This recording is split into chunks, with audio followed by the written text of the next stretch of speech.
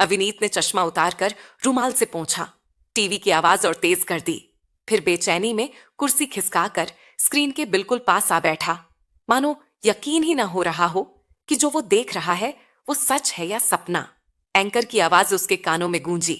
आज हमारे खास कार्यक्रम जीवन के रंग में हमारी मेहमान है डॉक्टर सबिता। ये नाम सुनते ही अविनीत के दिल की धड़कन थम सी गई। वही सबिता जिसे वह बरसों पहले खो चुका मान चुका था। उसे तो खबर मिली थी कि जिस विमान से वह विदेश जा रही थी वह हादसे में तबाह हो गया और सबिता भी हमेशा के लिए बिछड़ गई। लेकिन आज हल्के रंग की साड़ी में मुस्कुराती हुई सबिता को टीवी स्क्रीन पर देखकर उसकी आंखें भर आईं। एंकर उनकी पहचान कराते हुए कह रहा था, डॉक्टर सबिता सिर्फ नाम नहीं बल्कि लोगों की उम्मीद है। हिमालय की घाटियों में जहां न दवा है न अस्पताल, वहां इन्हें लोग अपने मसीहा की तरह मानते हैं। अविनीत की सांसें थम सी गईं। यादों का सैलाब उमड़ पड़ा और उसके अतीत की किताब अपने आप खुलने लगी जिसे वह सालों से बंद कर चुका था। टीवी पर सबिता को देखकर अविनीत जैसे किसी पुराने सैलाब में बह गया था। यादों ने उसे उस वक्त में धकेल दिया जब वो रोहतांग और मनाली की ओर निकला था। रास्ते पर देवदार के पत्तों की चादर बिछी हुई थी। पहाड़ मानो चांदी के गहनों से सजे खड़े थे और सूरज उनकी ओट से झांककर अपनी सुनहरी किरणें लुटा रहा था। हर तरफ बर्फ ही बर्फ। चमकती धूप पड़ते ही जैसे किसी चित्रकार ने सफेद कैनवास पर सोने की कूची फेर दी हो। अविनीत खिड़की से बाहर देखता हुआ इस नजारे में खोया ही था कि अचानक ड्राइवर ने ब्रेक लगाई और बोला, साहब आगे का रास्ता बंद है, बर्फ हटने में कुछ घंटे लगेंगे। उसने बाहर झांका तो गाड़ियों की लंबी कतार रुकी थी। आगे खड़ी बस से लड़कियों का एक ग्रुप उतरकर बर्फ के गोले बनाकर एक दूसरे पर फेंकते हुए खिलखिला रहा था। उनकी हंसी, उनकी मस्ती पूरे माहौल को रोशन कर रही थी। अविनीत कुछ देर कार के भीतर बैठा यह सब देखता रहा, फिर दरवाजा खोला और ठंडी हवा में गहरी सांस भरते हुए बाहर निकल आया।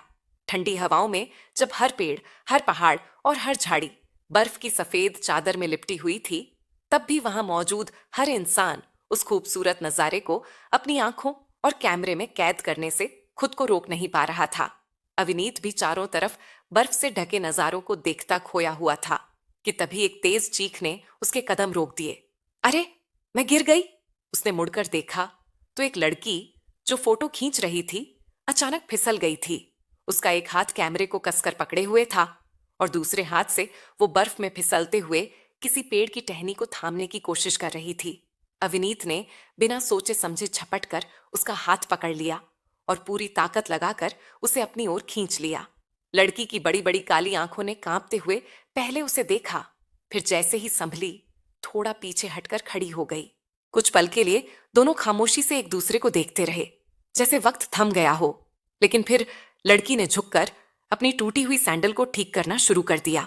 अविनीत एकटक उसे देखता रहा, पर अचानक उसे एहसास हुआ कि यूं खड़े रहना और किसी अजनबी को चुपचाप घूरना बेवकूफी है। वह जाने ही वाला था कि तभी लड़की ने गर्दन उठाई और हल्की मुस्कान के साथ बोली, मेरी जान बचाने के लिए शुक्रिया। सच कहूं तो अगर आप वक्त पर यहां नहीं आते तो पता नहीं क्या हो जाता। इतनी ऊंचाई से गिरने के बाद मेरी हड्डियां तो जरूर टूट जाती। फिर अवनीश ने कहा, लेकिन आपको यह खतरा उठाने की जरूरत क्या थी? यहां की फिसलन किसी के लिए भी खतरनाक है। अविनीत ने हैरानी से उसकी ओर देखा तो लड़की ने हाथ के इशारे से पहाड़ी के नीचे का नजारा दिखाते हुए कहा, असल में मैं उस खूबसूरत नजारे को अपने कैमरे में कैद करना चाहती थी। अविनीत मुस्कुराया और बोला, तो आप फोटोग्राफर हैं? लड़की ने हंसते हुए जवाब दिया, नहीं, मेडिकल फाइनल ईयर की स्टूडेंट हूं। तस्वीरें खींचना मेरा शौक है। मेरा नाम सबिता है। इन छुट्टियों में मैं अपने घर मनाली जा रही हूं। अविनीत ने भी मुस्कुराते हुए हाथ बढ़ाया। अच्छा, तो हम दोनों यात्री हैं। वैसे मेरा नाम अविनीत है, मैं छुट्टियां बिताने आया हूं। सबिता ने पूछा, कितने दिनों का प्रोग्राम है? अविनीत ने जवाब दिया, बस 2-4 दिन का। सबिता ने भौहें चढ़ाकर कहा, इतने कम वक्त में यहाँ की खूबसूरती देख पाना नामुमकिन है। इस जगह को देखने के लिए तो हफ्ता भी कम है। अविनीत ने उसकी आंखों में झांकते हुए कहा, यकीन मानिए, मैं इस वक्त यहाँ खड़ा होकर समझ रहा हूं कि आप बिल्कुल सही कह रही हैं। ये जगह वाकई जन्नत है। सबिता हल्का सा शर्मा गई और उसकी आंखें झुक गईं। फिर हंसकर बोली, आप बातें काफी अच्छी कर लेते हैं, कहीं लेखक तो नहीं? अविनीत हंस पड़ा, नहीं, अभी अभी एमबीए खत्म किया है। पापा का बिजनेस है दिल्ली में, वही संभालना है। वैसे अगर आप चाहें तो मैं अपना प्रोग्राम बढ़ाकर यहाँ 1 हफ्ता रह सकता हूँ, बशर्ते आप मेरी गाइड बनने को तैयार हों। सविता ने हंसते हुए हामी भर दी। बातचीत के दौरान पता चला कि सविता मनाली के ग्रीन होटल में ठहरी हुई है, जो अविनीत के घर के बिल्कुल नजदीक था। धीरे धीरे उनके बीच की मुलाकातें बढ़ीं और मनाली में बिताए गए वे पल उनकी जिंदगी में प्यार की नींव साबित हुए। इन्हीं यादों के पुल पर खड़ी होकर उनके वैवाहिक जीवन की इमारत खड़ी हुई, लेकिन अफसोस किस्मत ने उस इमारत को टिकने नहीं दिया और कुछ ही सालों में वह ढह गई। अविनीत अतीत की इन तस्वीरों में खोया हुआ था कि अचानक नौकर की आवाज ने उसे वर्तमान में लौटा दिया। बाबूजी, खाना लगा दूं? उसने घड़ी की ओर देखा। रात के 10 बज रहे थे। अविनीत ने भारी आवाज में कहा, नहीं अभी नहीं। रोहन आ गया क्या? अविनाश ने दरवाजे की ओर गर्दन घुमाते हुए नौकर से पूछा। नहीं बाबूजी, साहब तो बाहर से ही खाना खाकर देर रात तक लौटते हैं, आप जानते तो हैं। फिर भी हर रोज यही सवाल पूछ लेते हैं। नौकर ने जवाब दिया और मन ही मन बड़बड़ाता चला गया। आज तक तो बाप बेटे को साथ बैठकर खाना खाते नहीं देखा, फिर भी इंतजार रोज ही रहता है। अगर वक्त पर खा लेते तो किचन के काम से मेरी भी छुट्टी हो जाती। अविनाश के कान फिर टीवी पर टिक गए, जहां एंकर सविता से सवाल कर रहा था। हिमाचल जैसे दुर्गम इलाकों में बिना बुनियादी सुविधाओं के लोगों तक स्वास्थ्य सेवा पहुंचाना आसान नहीं रहा होगा। आपके हौसले को किसने मजबूत किया? सविता ने कहा। सबसे पहले मैं जिक्र करना चाहूंगी अपने दोस्त स्वर्गीय डॉक्टर आनंद का, जिन्होंने उस कठिन समय में मेरा साथ दिया। ये नाम सुनते ही अविनाश का चेहरा एकदम उतर गया। आंखों में अजीब सा दर्द उतर आया और वह कुर्सी पर आंखें मूंद कर जाने क्या क्या सोचता रहा।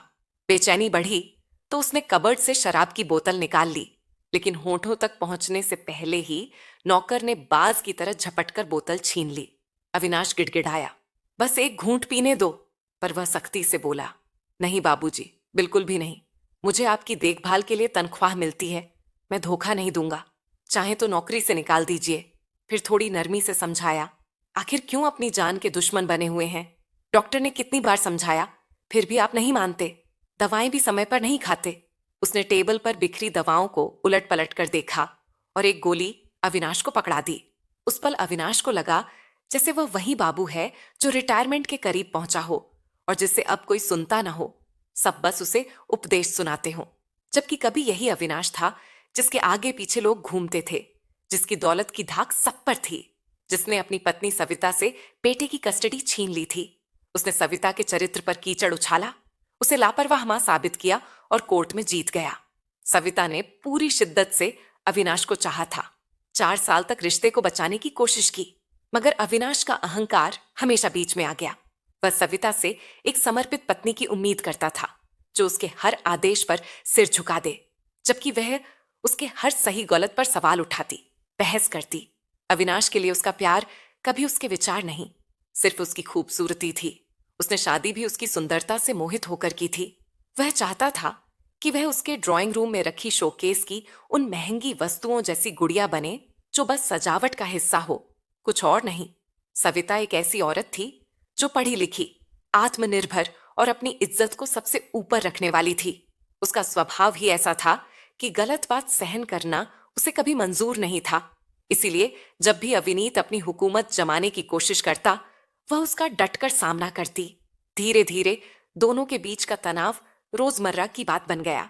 अविनीत को न सिर्फ उसकी नौकरी खटकने लगी, बल्कि डॉक्टर आरव के साथ उसकी दोस्ती उसे और ज्यादा परेशान करती। वह बार बार उलाहना देता, तुम्हें अस्पताल से जल्दी लौटना चाहिए, रोहन को मां की कमी महसूस होती है। सविता शांत स्वर में जवाब देती, तो क्या उसे पिता की कमी नहीं खलती? तुम भी महीनों घर से बाहर रहते हो। ये सुनकर अविनीत तमा उठता, इतना बड़ा कारोबार घर बैठकर नहीं चलता। मेरी मेहनत और समझ से ये सब खड़ा हुआ है। तुम्हारे डॉक्टर बनने से कुछ नहीं बदलता। तुम्हारी कमाई से तो घर के नौकरों का वेतन भी पूरा नहीं होगा। मैंने तुम्हें सब कुछ दिया है, गाड़ी, बंगला, नौकर चाकर, गहने, कपड़े, फिर भी यह अस्पताल का चक्कर क्यों? उसकी बातों में दौलत का नशा और अहंकार साफ झलकता था, मगर उन शब्दों से सविता का आत्मसम्मान बार बार घायल हो रहा था। तभी फोन की घंटी बजी। अस्पताल से नर्स का फोन था। मैडम, इमरजेंसी केस है। सविता ने बिना देर किए बैग उठाया। जाते जाते बस इतना कहा, एक डॉक्टर की ड्यूटी तुम्हारे बिजनेस से कहीं बड़ी जिम्मेदारी है। अविनीत ने पीछे से ताना मारा। मुझे पता है, इमरजेंसी का बहाना है, तुम आरव से मिलने जा रही हो। लेकिन सविता ने एक शब्द तक नहीं कहा और बाहर निकल गई। अस्पताल पहुंचकर उसने ऑपरेशन तो पूरा किया, मगर मन भटका रहा। बाहर आकर हाथ धोते हुए और ठंडे पानी के छींटे मारते हुए उसकी थकान साफ दिख रही थी। तभी टेलीफोन की घंटी फिर गूंजी।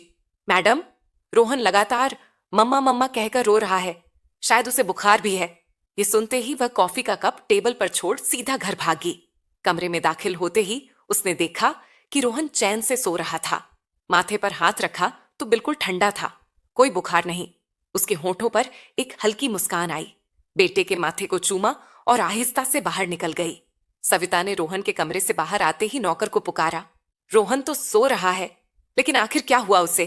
नौकर चुपचाप आंखें झुकाकर खंगा रहा। सविता ने फिर थोड़ा कड़ा स्वर लिया। मैं पूछ रही हूं, बताओ तो सही, रोहन को क्या हुआ था? नौकर ने डरते हुए कहा। साहब ने मुझे फोन करके ऐसा कहने को कहा था। तभी सविता के गुस्से की आवाज अवनीश के कमरे तक पहुंची। वह चिल्लाते हुए कह रही थी, तुम इस हद तक गिर सकते हो? मैंने कभी सपने में भी नहीं सोचा था। मेरी समझ से परे हो गए हो तुम। मेरी बर्दाश्त की सीमा अब खत्म हो गई है। पहले तुम ड्राइवर से जासूसी करवाते रहे, अब अपने ही बच्चे का इस्तेमाल कर रहे हो। इतना नीचे कैसे गिर सकते हो? मैं विश्वास ही नहीं कर सकती। उस दिन सविता का धैर्य सच में टूट चुका था। उसने भीतर ही भीतर ठान लिया कि यह रिश्ता अब और नहीं टिक सकता। उसने तलाक का नोटिस अविनीत को भेज दिया। अविनीत ने भी शांत बैठना नहीं चुना। तलाक के नोटिस से अपने अहंकार पर लगे धक्के का बदला लेने के लिए उसने सविता पर कीचड़ उछालना शुरू किया, उसकी प्रतिष्ठा को बदनाम किया और अंततः बच्चे की कस्टडी भी उससे छीन ली। सविता ने कभी सपनों में भी यह नहीं सोचा था कि उसे अपने बच्चे से दूर होना पड़ेगा।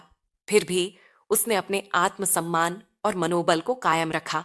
उसने समझ लिया था कि समाज के पुराने जर्जर हुए नियमों और उस नजरिए से प्रभावित नहीं होना चाहिए जो स्त्रियों को अपने ही कर्मों की सजा भुगतने के लिए बाध्य करता है। उसने तय किया कि अब वह सब कुछ पीछे छोड़कर अमेरिका जाएगी, अपने दिल के जख्म भरने और जीवन में एक नई शुरुआत करने। तलाक के कुछ ही महीनों में उसने अमेरिका जाने की पूरी योजना तैयार कर ली थी। वीजा प्राप्त किया और फ्लाइट टिकट भी उसके हाथ में थी। लेकिन अविनीत को चैन नहीं मिला। उसने अपने खरीदे हुए लोग भेजकर सविता की हर गतिविधि की जानकारी जुटाई और उसका अमेरिका जाने का पूरा प्लान पता कर लिया। अगली सुबह उसे यह दुखद खबर मिली कि वह फ्लाइट जिसमें सविता सवार थी, रास्ते में ही क्रैश हो गई और सभी यात्री मारे गए। सविता की मौत की खबर ने अविनीत के भीतर भी गहरा सदमा और पछतावा भर दिया। धीरे धीरे उसे अपनी गलतियों का एहसास होने लगा। दौलत और अहंकार में डूबा यह आदमी अब प्रायश्चित की आग में जलने लगा। उसका मन अब बिजनेस और पैसे की तरफ नहीं लग रहा था।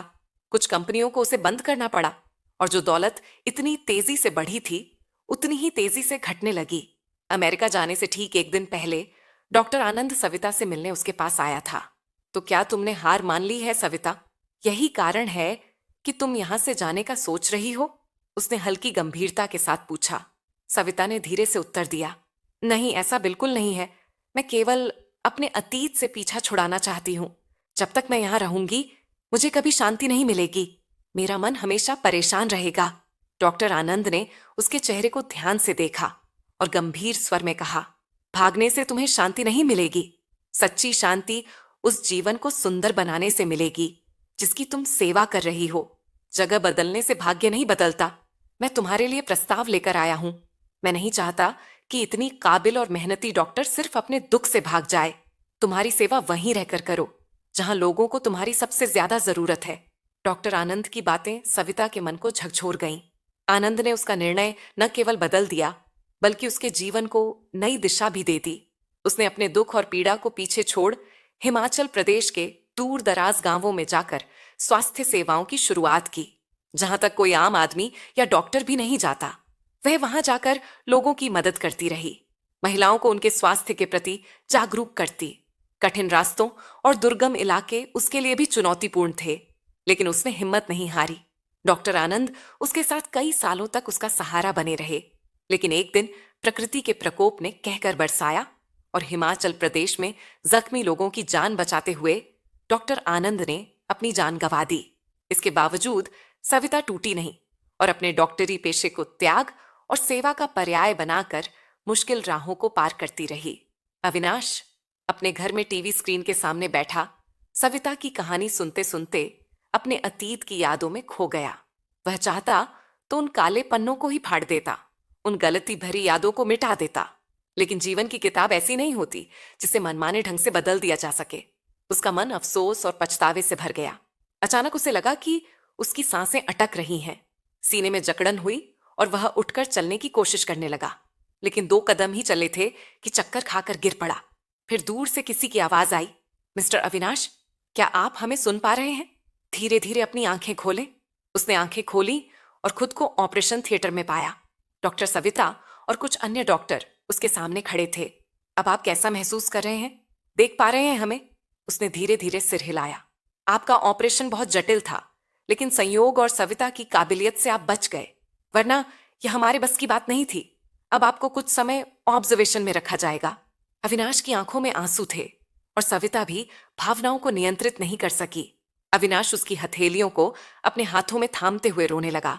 सविता ने भी अपनी आंखों से आंसुओं की धारा बहने दी। क्षमा और समझदारी का ऐसा प्रदर्शन किसी के लिए भी असाधारण था, लेकिन डॉक्टर सविता जैसी विशाल हृदय की महिला के लिए यह आसान था। पहाड़ों की गोद में सूर्य अपनी थकान मिटा रहा था, पक्षियों का झुंड अपने बसेरे लौट रहा था। सांझ केवल रात की शुरुआत नहीं थी, बल्कि दिन और रात के मिलन की सुंदर बेला भी। तो दोस्तों, आज की कहानी यहीं समाप्त होती है। अगर आपको यह कहानी पसंद आई हो तो वीडियो को लाइक करें। हमारे चैनल पर नए हैं तो सब्सक्राइब करना ना भूलें। मिलते हैं एक नई कहानी के साथ। धन्यवाद।